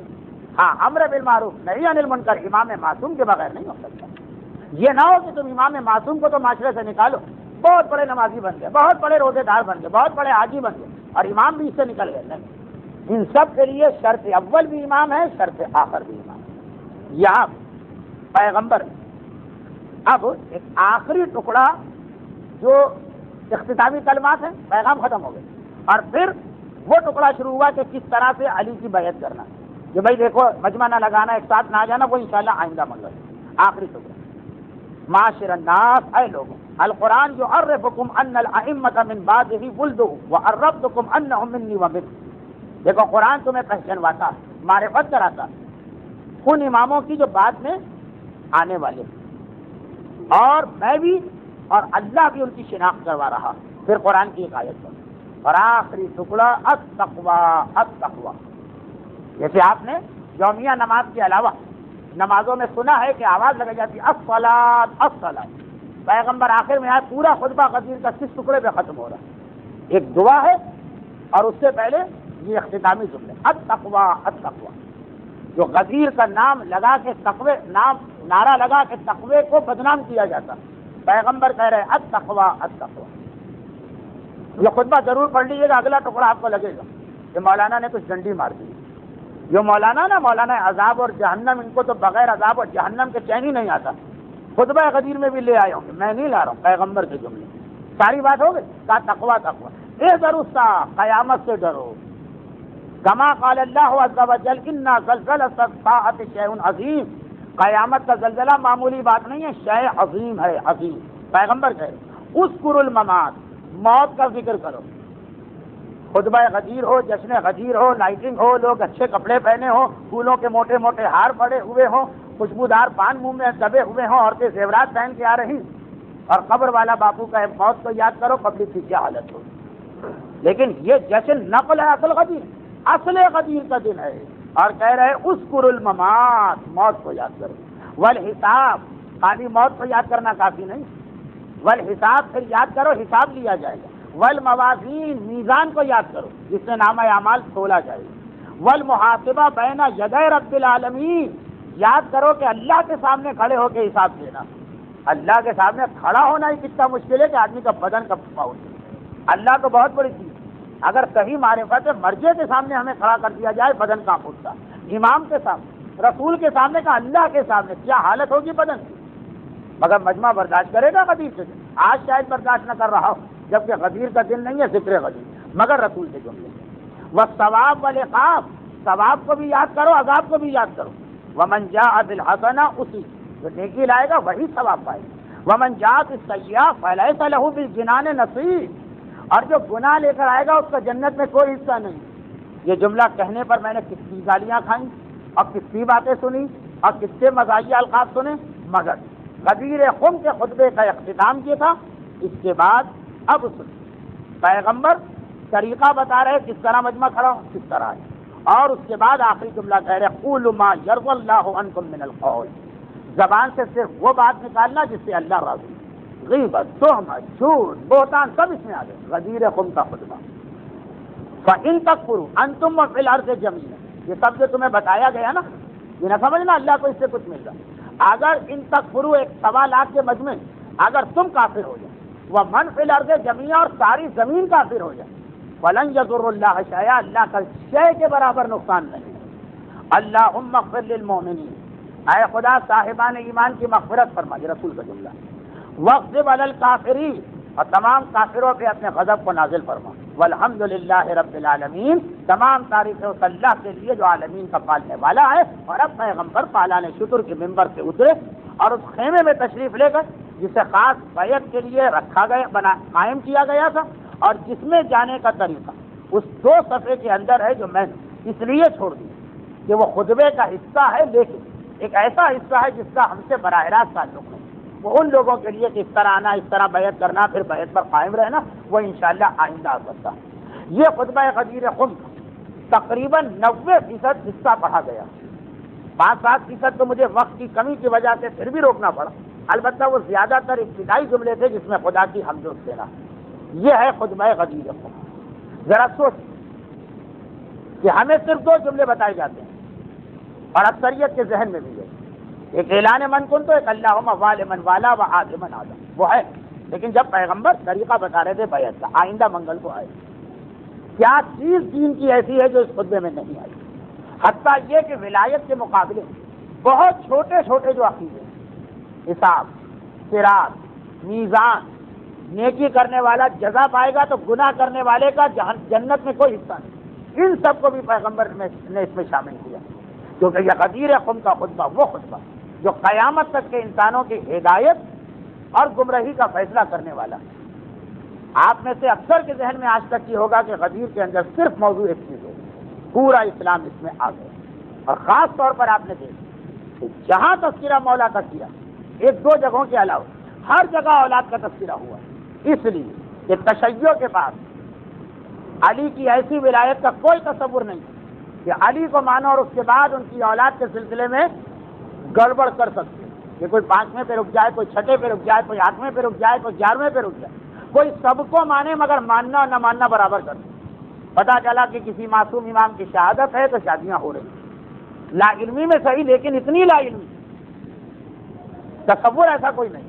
اور اسی غدیر خم کا ایک ٹکڑا آج کا دن، یہ وہ رات ہے جو ہمارے 9ویں امام کے اس دنیا میں آنے کی رات ہے، اگرچہ ان کا لقب وہ جو اس خطبہ غدیر میں علی کو دیا گیا، اور ان کا نام وہ ہے جو انہوں نے اپنے جد رسول خدا کے نام سے لیا۔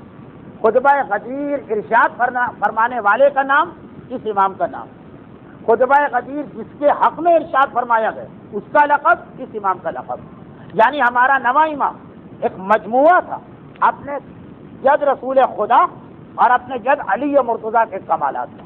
محمد اور علی ایک جگہ جمع ہو جائیں وہ شخصیت بنتی ہے ہمارے 9ویں امام کی۔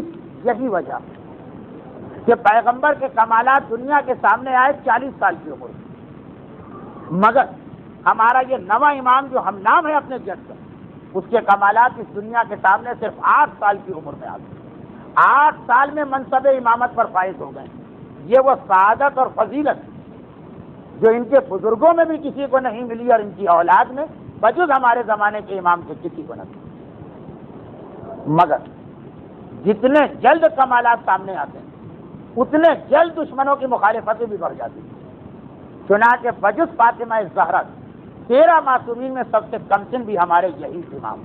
مگر آخری جملہ کہہ رہا ہوں کیونکہ ولادت کا حق بھی نہیں ادا ہو سکا، صرف یاد کہانی کرانا، مگر یہ یاد رکھیے کہ اس مہینے میں یہ امام ہمارے لیے اس لیے زیادہ اہم کہ 11 مہینوں میں سب سے زیادہ جلدی دعائیں قبول ہوتی ہیں رجب میں، اور رجب کی دعا جلدی قبول ہوتی ہے جب واسطہ دیا جائے 9ویں اور 10ویں امام کو۔ 12ویں امام نے اپنی غیبت صغریٰ سے شیعوں کو ایک پیغام دیا اور کہا کہ رجب کی پہلی سے آخری تاریخ روز آتی، جتنی تمہیں دعائیں مانگنا ہے مانگو، لیکن ان سب کے ساتھ یہ جملہ روزانہ کہنا۔ جیسے ہمارے ایک اصول ہے نا کہ کوئی دعا مانگو، ہر دعا کے ساتھ درود ضرور کہنا، درود ہی تو ذریعہ بنتا ہے قبولیت کا۔ رجب میں ہر دعا مانگنا، یہ جملہ ضرور کہنا، یہی جملہ تو تمہاری دعائیں قبول کرائے گا۔ اللہم انی اسألک بالمولودین فی رجب محمد ابن علی الثانی وابن علی ابن محمد المنتجب۔ روزانہ یہ جملہ کہنا، خدا بندہ میں رجب میں تجھ سے سارے سوال کر رہا ہوں ان 2 اماموں کے ذریعے جو رجب میں پیدا ہو، پہلے 9واں امام پھر 10واں امام۔ تو صاحبان ایمان، اگلا منگل آئے گا تو دعائے ام داؤد کا وقت بھی گزر چکا ہوگا، اولاد کے حوالے سے بہترین عمل، لیکن رجب کی اور بھی جتنی گھڑیاں، چاہے عمل ام داؤد کریں، رجب کے روزے رکھیں، رجب کی دعائیں مانگیں، 9ویں امام کا واسطہ ضرور دی، اور جس کا واسطہ دے رہے ہیں اس کی خوشی منانے کی رات اور کل کا دن آ گئے۔ پورا نہ صحیح تو ایسا تذکرہ آپ کے گھر میں ضرور کہ بچے بھی اگلے سال یاد کریں کہ وہ تاریخ کب آئے گی جس تاریخ کو ہمیں فلاں فلاں چیز ملتی۔ شاید خطبہ غدیر کے اس فقرے کا کہ والد اپنی اولاد کو قیامت تک یہ پیغام منتقل کرے ولایت اہل بیت کا، شاید اسی شب 10 کو آپ ایک سنت قائم کر جائیں. بہرحال یہ تو آپ کا مسئلہ. ایک تاریخ ایسی مل گئی ہے جس کے ذریعے آپ خطبہ غدیر میں پیغمبر کی ایک خواہش کہ باپ اپنے بیٹے کو قیامت تک یہ منتقل کرے پورا کر سکتے ہیں, لیکن اس پر آپ توجہ دیں کہ نہیں. پروردگار ضرور آپ کی طرف متوجہ ہے اگر آپ واسطہ رجب کا دے دیں اور واسطہ رجب میں پیدا ہونے والے نوے امام کا دے دیں. تو اے خدا انی اسألک بالمولودین فی رجب, ہم تجھ سے سوال کرتے ہیں رجب کے 2 ائمہ طاہرین جس میں خاص وہ محمد ابن علی بن ثانی التقی جس کی ولادت کی آج رات, کہ صاحبان ایمان کی تمام حاجتیں اور دعائیں قبول فرما. غم حسین کے سوا تمام مومنین اور مومنات کو دنیا اور آخرت کے ہر غم سے نجات دلا. جن کا آج مثال ثواب ہے وہ مرحومین شہدائے ملت جعفریہ اور دیگر تمام مرحوم مومنین اور مومنات کی مغفرت فرما. ظہور امام میں تعجیل فرما. ہمیں غدیر کے پیغام کو قیامت تک اپنی نسل میں محفوظ رکھنے کی توفیق عطا فرما. یہاں کے دستور کے مطابق آج یہ 3 سورہ فاتحہ ہیں. مرحومہ فاطمہ بائی اسماعیل اور مرحوم اسماعیل ماؤجی کے لیے سورہ فاتحہ. بسم اللہ الرحمن الرحیم الحمدللہ رب العالمین الرحمن